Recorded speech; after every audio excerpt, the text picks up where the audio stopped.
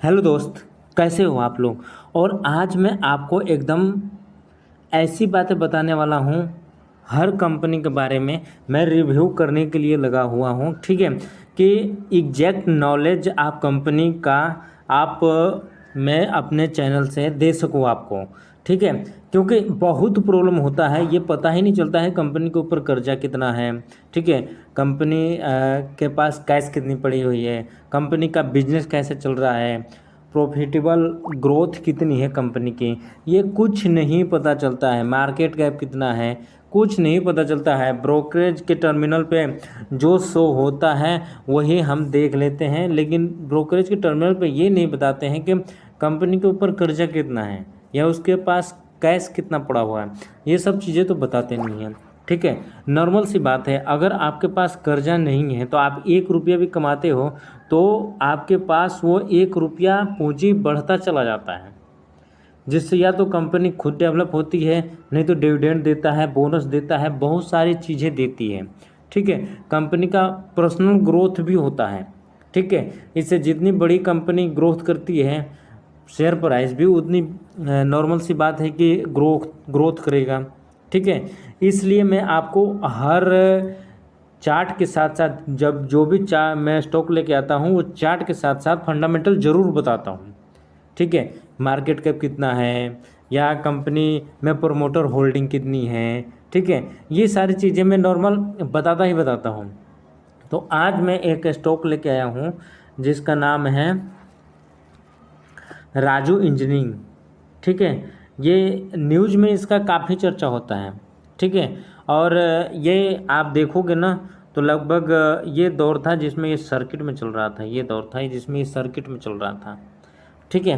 तो चलो, जब न्यूज़ में चल रहा है तो हम इसका भी रिव्यू कर देते हैं, ठीक है। कि इसमें कर्जा कितना है, इसके पास कैश कितनी पड़ी हुई है, ठीक है। इसमें प्रोमोटर होल्डिंग कितनी है। तो सबसे पहले हम चार्ट से चालू करते हैं और चार्ट से चालू करते हैं हम फंडामेंटल पे जाएंगे, ठीक है। तो चार्ट अगर देखा जाए तो चार्ट मैं एनी टाइम आपको बताता हूँ कि अगर कोई भी चार्ट बताता है, कहीं से भी आपको कोई भी स्टॉक मिलता है या कहीं कहीं यूट्यूब पे देख लिया, मैं बता दिया, कोई भी क्यों विश्वास करना है, ठीक है। आप सीधा उसका मंथली चार्ट खोलो, सीधा सीधा आप मंथली चार्ट खोलो। जैसे कि ये मैंने इसका मंथली चार्ट खोला है, मतलब एक कैंडल एक मंथ का मंथली चार्ट खोलो, ठीक है। मंथली चार्ट खोलने के बाद उसमें देखो क्या वो लाइफ टाइम हाई पे ट्रेड कर रहा है कि नहीं कर रहा है, ठीक है। तो जैसे कि आप ये देख रहे हो लाइफ टाइम हाई पे ट्रेड कर रहा है, लाइफ टाइम हाई पे ट्रेड कर रहा है, मतलब कंपनी में कुछ इस तरह का दम है जो अपने लाइफ टाइम हाई पे ट्रेड कर रहा है, मतलब बुलिश मूवमेंट है, ठीक है। ये बार बार मैं आपको इसलिए बताता हूँ कि अगर आप इसमें स्विंग भी पकड़ते हो ना तो आपका टारगेट हिट होगा, मतलब आप प्रॉफिट में ही निकलोगे। और लॉस कम हिट होगा, मतलब स्टॉप लॉस कम लगेगा, नॉर्मल सी बात है, ठीक है। इसलिए मैं आपको मंथली चार्ट बताता हूँ। अब मंथली के चार्ट ठीक है। क्या अब आप हमारे मन में सवाल आ रहा है कि ये लाइफ टाइम हाई पे ट्रेड कर रहा है तो क्या जिस प्राइस पे चल रहा है वहाँ पे हम खरीद लें, ठीक है। अभी 376 रुपये 55 पैसे पे आज क्लोजिंग दिया है, ठीक है। तो क्या ये इस पे हम कल जाके खरीद लें? इसका आंसर है नहीं, नहीं खरीदना है।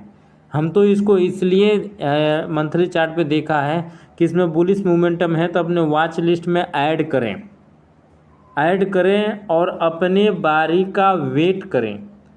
वेट किसका करना है कि हमारी बाइंग पोजीशन पे जब आएगा तब हम इसको खरीदेंगे। अगर वॉच लिस्ट में रहेगा तो कभी ना कभी हमारे बाइंग पोजीशन पे मिल ही जाएगा, ठीक है। इसलिए मैं आपको मंथली चार्ट लगाने के लिए बोलता हूँ। अब चलते हैं डेली चार्ट पे और देखते हैं हमारी बाइंग कहाँ से, अगर बननी भी है तो बाइंग कहाँ से बनेगी, ठीक है। ये आ गया डेली चार्ट। और डेली चार्ट बनाने से पहले मैं एक बार आपको वीकली चार्ट भी बताता हूँ। मैं तीनों टाइम फ्रेम लगभग लगभग फॉलो करता हूँ, ठीक है। इसमें मैं आपको लाइन खींचता हूँ, यह आपका अगर इस प्राइस में मिल जाए तो पक्का इसको बाइंग करनी है और देखो अगर इस प्राइस के आसपास मिलता है, ठीक है, ये प्राइस 299 मतलब 300 के आसपास अगर मिलता है, मुझे नहीं लगता है कि मिलेगा, ठीक है, मुझे नहीं लगता है कि मिलेगा, लेकिन मार्केट है, कुछ भी हो सकता है। अगर ये स्टॉक 300 के आसपास अगर आपको मिलता है, ठीक है, लिख के बता देता हूँ, 300 के आसपास अगर मिलता है तो आप इसको बाइंग करें और इसी लाइन के नीचे आप अपना स्टॉप लॉस लगा लें। इसी लाइन के नीचे एक बार बार मेरे से पूछा जाता है कि चलो हमने 295 रुपये का स्टॉप लॉस लगा दिया, मार्केट क्या करती है कि उसी दिन 294 तक आएगी और 330 का क्लोजिंग देगा 300 के पार, 301 या 300, ठीक है, तो हमारा स्टॉप लॉस हिट हो जाता है, ठीक है, हमारा स्टॉप लॉस हिट हो जाता है। इसके लिए मैं आपको बता रहा हूँ कि स्टॉप लॉस मैं आपको बता दिया, चलो 295 पे आपको स्टॉप लॉस लगाना है इस लाइन के नीचे। ये किस तरह का स्टॉप लॉस है? अगर मार्केट 330 को क्लोज करती है और वो 295 रुपये से नीचे क्लोज करती है तो अगले दिन हम 9:15 पे बाहर निकल जाएंगे, जो भी प्राइस चल रहा है, ठीक है। एक बार मैं आपको ये बता दूं कि ये तो वीकली चार्ट था, अब डेली चार्ट पे चलता हूँ। डेली चार्ट पे आपको सर्किट दिखा देता हूँ, किस तरह की सर्किट इसमें लगती है, ठीक है। अगर आपने सर्किट लगता हुआ चार्ट पे नहीं देखा है तो मैं आपको बता रहा हूँ, जिससे आप जब भी खोलोगे आपको पता चल जाए कि स्टॉक में सर्किट चल रहा है, ठीक है। जैसे ये वाला एरिया है, ये वाला एरिया, इस वाले एरिया में सर्किट लगी हुई है, ठीक है। कहाँ पे? ये देखो, यहाँ पे, यहाँ पे, यहाँ पे, ये सारे सर्किट लगे हुए हैं, ठीक है। ये सर्किट में लगभग सर्किट में चलता है, इसमें ट्रेड भी होता है, ठीक है। तो ये मिल जाएगा आपको, और इंटरनेशनल कंपनी है ये, ठीक है। इसका अलग, इसकी जो प्रोडक्ट है ये विदेशों के मार्केटों में भी जाता है, इंडियन मार्केट में भी यूज होता है, ठीक है। अभी चल के देखते हैं कि इसके ऊपर कर्जा कितना है, मार्केट कैप कितनी है, कंपनी में प्रोमोटर होल्डिंग कितनी है, ये सारे चल के देखते हैं। ये इसके फंडामेंटल पे आ गए, और ये आपको ये दिख रहा है कि राजू इंजीनियरिंग लिमिटेड, ठीक है। जिस दिन मैं इसको रिकॉर्ड कर रहा हूँ, वीडियो रिकॉर्ड कर रहा हूँ, ये 376 रुपये 55 पैसे पे क्लोजिंग दिया है, लगभग 2 रुपये 30 पैसे अप में, ठीक है। अब अगर मैं इसका मार्केट कैप का बताऊं कि मार्केट कैप इसका कितना है, तो मार्केट कैप इसका 4,631 करोड़ का मार्केट कैप है, ठीक है। एक बार मैं इसको हाईलाइट कर देता हूं कि आपको क्लियर पता चल सके। ये रहा 4,621 करोड़ का मार्केट कैप है। और अगर डिविडेंड की बात किया जाए, सबसे कम डिविडेंड देता है 0.07%, बहुत ही कम, ठीक है। और कंपनी के कर्जे की बात किया जाए, अगर कंपनी के ऊपर कर्जा कितना है, तो कर्जा की अगर बात करूं तो ये 1.31 करोड़, मतलब ना के बराबर, मार्केट कैप के हिसाब से ना के बराबर कर्जा है, 1.31 करोड़, ठीक है। जबकि कैश पड़ा हुआ है इसके पास 32 करोड़ रुपये, 32.51, लगभग 32.5 करोड़ रुपये का कैश पड़ा हुआ है, ठीक है, जो इसके अकाउंट में पड़ा हुआ है। प्रमोटर होल्डिंग की बात करूं अगर मैं, तो प्रमोटर होल्डिंग इसका 66% इसके प्रमोटर होल्डिंग है, ठीक है।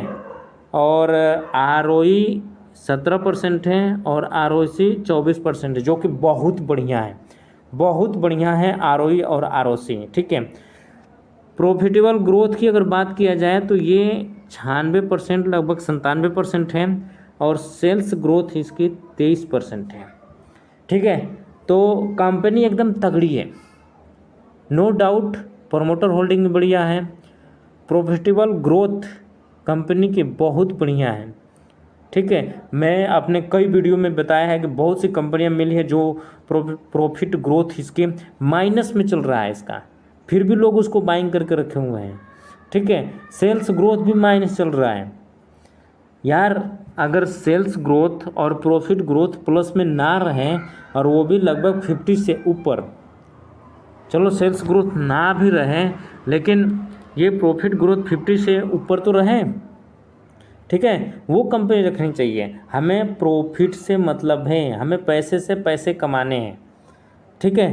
तो नॉर्मल सी बात है कि हमें पैसे से पैसे कमानी है, तो हमें उस तरह की कंपनी चूज करके रखने पड़ेंगे। तो मैंने आपको बता दिया बाइंग पोजीशन क्या है, स्टॉप लॉस कहाँ हमारी होनी चाहिए, मार्केट में इसका फंडामेंटल क्या है, सारी चीज़ें मैंने अपने वीडियो में कवर किया। अगर आप अपना पोर्टफोलियो का रिव्यू कराना चाहते हैं कि कौन सा स्टॉक मुझे रखना है, कौन सा स्टॉक से बाहर निकल जाना है, आपको कुछ समझ में नहीं आ रहा है, तो आप स्क्रीनशॉट भेजें, ठीक है। मैं डिटेल में सारा चीज़ कवर करके और आपको वीडियो के थ्रू सारा चीज़ें बता दूंगा। तो मिलते हैं हम नेक्स्ट एपिसोड में, तब तक के लिए थैंक यू।